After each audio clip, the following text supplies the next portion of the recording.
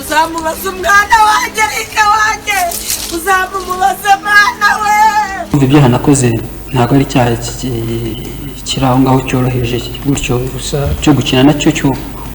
Benshi twari tuzi ko yakatiwe burundu ndetse twumvaga ko ibyo byamaze gushyirwa akadomo, ariko ibisiko bimeze. Kuri ubu uyu mugabo yamaze kugeza ubujurire bwe mu mujyi wa Kigali nk'uko ikinyamakuru Igihe cyabyanditse cyabitangaje, ndetse akaba ari kongera kwitegura kuburana ku birego yaregwagamo imbere y'ubutabera, ndetse byose uko byakabaye akabyemerera nta na kimwe asimbutse. Hari ku itariki ya 8 Werurwe umwaka wa 2024, Kazungu Denis wahamijwe ibyaha birimo kwica ku bushake akaza guhanishwa gufungwa burundu azaburana mu bujurire mu rukiko rukuru rwa Kigali ku itariki ya 13 Kamena umwaka wa 2025 isaa 3 za mu gitondo. Ibyaha yahamijwe birimo kwica ku bushake, gusambanya ku gahato, iyicarubozo, kwinjira mu makuru ya mudasobwa cyangwa uruhererekane rwa mudasobwa, guhisha umurambo, gukoresha ibikangisho, gufungira umuntu hatemewe. Urukiko kandi rwari rwarategetse ko Kazungu Denis azatanga indishyi z'akayabo kagera ku mafaranga miliyoni 30 z'amanyarwanda ku bagizweho ingaruka n'ibikorwa bya Kazungu. Kazungu Denis arabyemerera.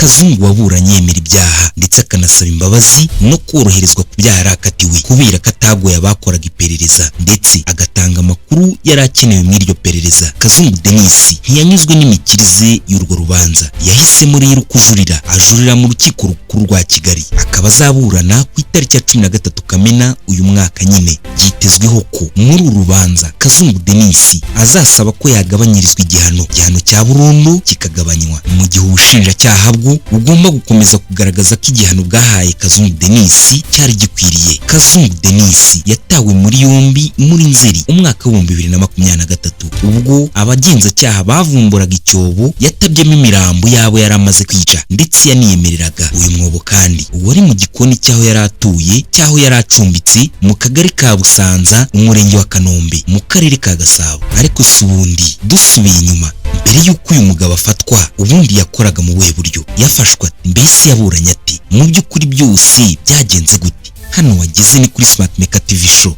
Kora subscribe kugira ngo urusheho kubana natwe mu biganiro bitandukanye tukugezaho umunsi ku munsi. Naho njye wumva nitwa Smart Maker, nguhaye ikaze.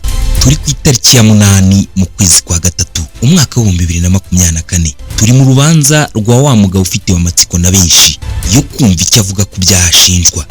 Maze ahagaze imbere y'umucamanza yaragize ati, ibyaha byose ndabyemera. Abari aho bagwa mu kantu, bose bari biteze ko agiye kubihakana, ariko uyu mugabo siko byagenze. Byose yarabyemeye nta na kimwe asimbutse. Ngo yaragize ati, ibyaha byose ndabyemera. Adaciye ku ruhande, yiyemereye ibyaha byose yashinjwaga. Abari muri urwo rubanza batekerezaga ko ashobora kubihakana, mbese babonye iby'amaso yabo atari yiteze, bumvishe iby'amatwi atateganyaga kumva. Gusa mu mboni z'abari aho muri urwo rubanza, uyu mugabo Kazungu yabyemeranaga agasuzuguro kenshi, byasaga nko kunnyega bamuburanishaga. Ntiyabikoze nka kurya abemera Imana bagira bati, ibyaha byose nakugiriye ndabyanze kuko binteranya nawe bikadutandukanya. Kazungu Denis yafashwe mu ntangiriro z'ukwezi kwa 9 umwaka wa 2023 aho yashinjwaga kwica abakobwa 13 n'umusore umwe, bose akabica mu bihe bitandukanye. Uburyo yabicagamo rero ngo bisa naho ari ibintu yari yarateguye, kuko ngo yatahanaga umukobwa cyangwa akamutumaho mu buryo bwo kumusura. Bamwe muri bo yabizezaga akazi n'ibindi. Rero iyo yamaraga kumugeza mu nzu yaramusambanyaga, ubundi akamuboha, agatangira kumukubita, akamubabaza. Ari nakamwaka muri bimwe mu byangombwa y'abagatunzi, birimo nko kumwaka telefone, yarangiza akamwaka imibare y'ibanga aho ayikoresha hose, haba mu gufungura telefone, banki zitandukanye ndetse na momo. Ngo uwangaga kumubwira iyo mibare y'ibanga yaramunigaga ndetse akamujomba ikaramu mu zuru. Ubu ni bumwe mu buryo yifashishaga ababaza abantu, nk'uko byatangajwe n'umwe mu bamucitse. Yaragize ati, wumvaga ugiye guhera umwuka maze ukamubwira byose ashaka. Iyo yamaraga kukwaka ibyo yahitaga gutira umukasi mu ijosi, akawugutira no mu nda kugira ngo ucike intege utanatabaza. ubundi agatangira kukwica gake gake yifashishije inyundo cyangwa se ibindi bikoresho yabaga yarateguye. Ubundi ngo yarangiza akakujugunya mu rwobo yari yaracukuye mu gikoni cyo mu nzu yari atuyemo i Kanombe. Ngo usibye abayemerera ko yishe muri ubu buryo akabicura urupfu, hari n'abandi babiri Kazungu ubwe mu ijwi rye yiyemereye ko yatetse. Abari aho bagwa mu kantu, baribajije ese aba yatetse yarabariye, barabyibajije birabayobera kubera ko mu rubanza rwose ntago higeze humvikana aho imibiri y'aba bantu yiyemereraga ko yatetse yahereye cyangwa se yagiye. Ntaho muri rubanza iyi mibiri yigeze igaragazwa, nibura ngo hamenyekane irengero ry'imibiri yabo. Mbese aba yatetsi yabasize he? None se ubundi aba bantu bose bagera kuri 14 Kazungu mu by'ukuri yabahoraga iki? Muri 14 bose yishe usibye umusore umwe witwaga Turatsinze Eric, ngo niwe gusa Kazungu yahamije ko yibuka mubo yishe, ngo bitewe n'uko ngo yari inzobe barasaga, bityo aramwica arangije amwambura ibyangombwa bye. Kazungu akaba ari byo azajya agendana kuko ngo yibwiraga ko basa, akabikoresha nk'umwirondoro we. Bivuze ko Kazungu Denis yagendanaga indangamuntu witwa Turatsinze Eric, nyamara nyiri indangamuntu we yaramaze kumwica kera. Abandi basigaye Kazungu imbere y'umucamanza yasobanuye ko yabishe kubera ko bamwanduje sida ku bushake. Yaragize ati abandi bose banyanduje sida ku bushake, ngira umujinya nanjye ndabica. Abari aho bose baguye mu kantu kubera ko batangiye kwibaza ikibazo kigira kiti mbese ko umuntu yanduzwa sida rimwe cyangwa se yandura sida rimwe, aba bose 14 banduje Kazungu sida bayimwanduje mu buhe buryo?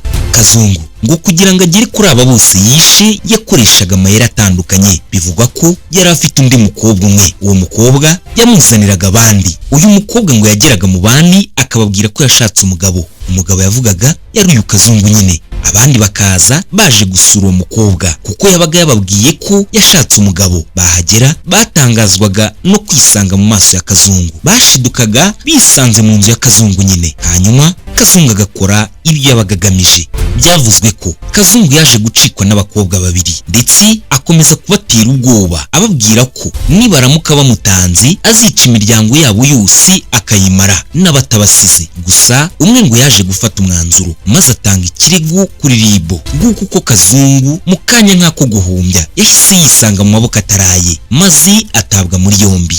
Ku itariki ya 21 Nzeri umwaka wa 2023, umunsi utazibagirana kw'iyi mihanda, nibwo uyu mugabo yagejejwe ku urukiko ruherereye ku Kicukiro, aho yari arinzwe bikomeye cyane ndetse akaza no kuhahurira na bamwe mu miryango yabo yiciye ababo. Yahahuriye n'umubyeyi witwaga Turatsinze Eric. Kazungu yivuganye maze akajya akoresha ibyangombwa bye. Uyu mubyeyi rero akibona Kazungu akimukubita amaso kwihangana byaranze maze araturika ararira. Gusa Kazungu we yagaragaraga nk'udafite ubwoba na gato habe na buke, ndetse rwose anyuzamo akanisekera. Ageze imbere y'umucamanza rero yasomeye ibirego byose aregwa ndetse n'ubuhamya buratangwa bw'ibyo yakoze byose. Abari aho bagwa mu kantu biteguye ko uyu Kazungu agiye kubihakana byose. Kazungu Denis yahise agira ati ntacyo ndenzaho, maze abwira umucamanza kari ufite umupira mu kibuga bityo ngo kagomba kuwugumana cyangwa kare kukamucika. Ubundi abwira umucamanza ko icyifuzo cye ari uko urubanza rukurikira rwazabera mu muhezo kubera ko afite amabanga menshi yiteguye kubabwira kandi adashaka ko azajya mu itangazamakuru.